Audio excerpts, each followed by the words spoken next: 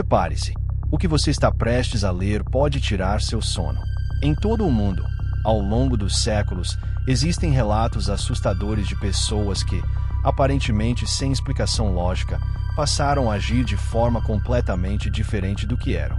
Mudanças de voz, força sobre-humana, línguas que nunca aprenderam, aversão extrema a objetos religiosos e até comportamentos autodestrutivos. Para quem estuda o fenômeno da possessão, essas manifestações são mais do que sintomas, são sinais claros de que algo muito maior e muito mais obscuro está tentando assumir o controle de um corpo humano. E por mais que a ciência tente explicar, nem tudo consegue ser justificado com argumentos racionais. A ideia de possessão demoníaca está presente em praticamente todas as culturas. Desde os antigos sumérios até os dias atuais, sempre houve registro de pessoas possuídas por entidades, espíritos ou demônios. E, embora muitos desses relatos estejam cercados por lendas e exageros, existem casos documentados, com testemunhas e evidências, que permanecem até hoje como um mistério não resolvido. Casos que, mesmo nos dias atuais, deixam investigadores, padres e até médicos perplexos. Um dos casos mais assustadores e conhecidos é o de Anneliese Michel, na Alemanha. Anneliese era uma jovem aparentemente comum, criada em uma família católica tradicional.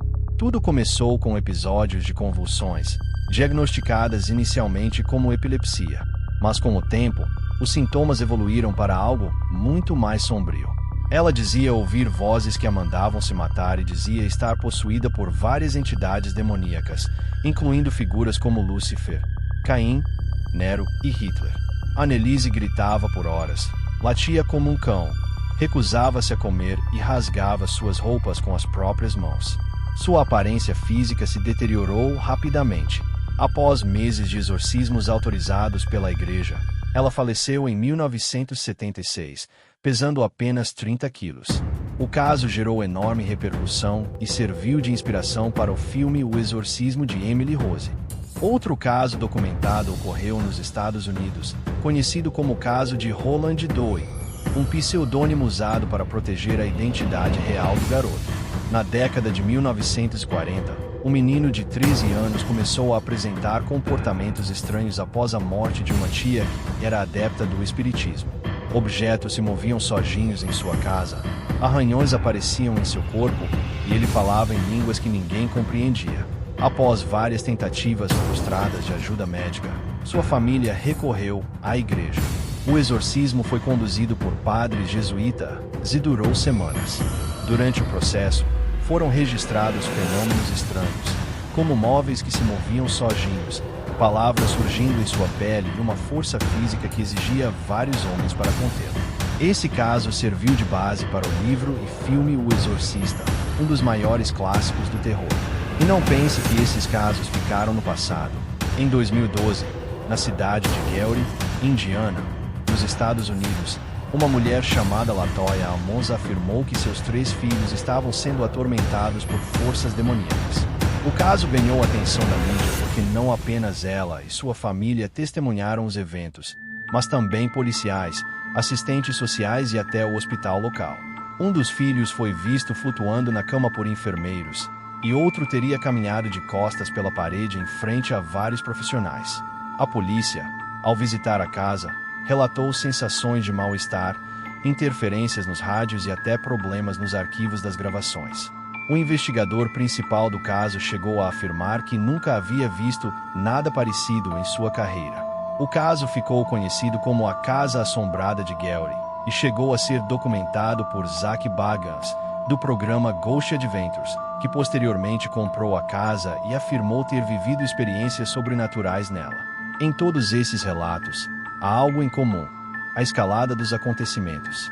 A possessão, segundo estudiosos do tema, não acontece de uma hora para outra. Ela começa com uma infestação, quando a entidade se aproxima do ambiente da vítima. Em seguida, ocorre a opressão, quando ela começa a influenciar o comportamento e a saúde mental da pessoa. Por fim, vem a possessão propriamente dita, quando a entidade assume o controle do corpo, se manifestando de forma física e violenta. Durante esse processo, muitos relatam um cheiro forte e desagradável no ambiente, mudanças bruscas de temperatura e uma sensação constante de medo e desorientação. Não são apenas padres e religiosos que reconhecem esses casos. Existem psiquiatras e psicólogos que afirmam já ter testemunhado situações que desafiam qualquer explicação médica. Em vários relatos, os pacientes demonstram habilidades impossíveis para alguém em estado de delírio. Um caso curioso foi relatado na Colômbia, onde uma mulher, durante um suposto surto, falou fluentemente em hebraico arcaico, uma língua que ela nunca estudou e que nem sequer era falada em seu país. Outro caso intrigante veio da Itália, onde um adolescente em exorcismo revelou os segredos íntimos das pessoas ao seu redor, coisas que ele jamais poderia saber. Mas afinal, o que realmente acontece nesses casos? Existe uma linha tênue entre a realidade psicológica e o inexplicável. A ciência ainda busca respostas. Muitas vezes, os sintomas de possessão se confundem com transtornos psiquiátricos como esquizofrenia, transtorno dissociativo de identidade ou histeria. No entanto, há registros em que todos os exames clínicos e psicológicos apontam para a normalidade, enquanto os fenômenos continuam a ocorrer. É aí que o terror se instala. Quando não há diagnóstico, não há explicação, só o medo. Possessões demoníacas também são comuns em países da América Latina, onde o sincretismo religioso e o misticismo estão profundamente enraizados na cultura. No Brasil, há casos menos conhecidos, mas igualmente perturbadores. Um deles aconteceu no interior do Maranhão, onde uma jovem começou a se contorcer e a falar em uma voz completamente diferente. Durante uma sessão de oração conduzida por um pastor local, ela foi filmada dizendo frases em latim e amaldiçoando os presentes. O vídeo chegou a circular pela internet, mas logo foi removido. A jovem foi internada, mas nenhum diagnóstico preciso foi dado.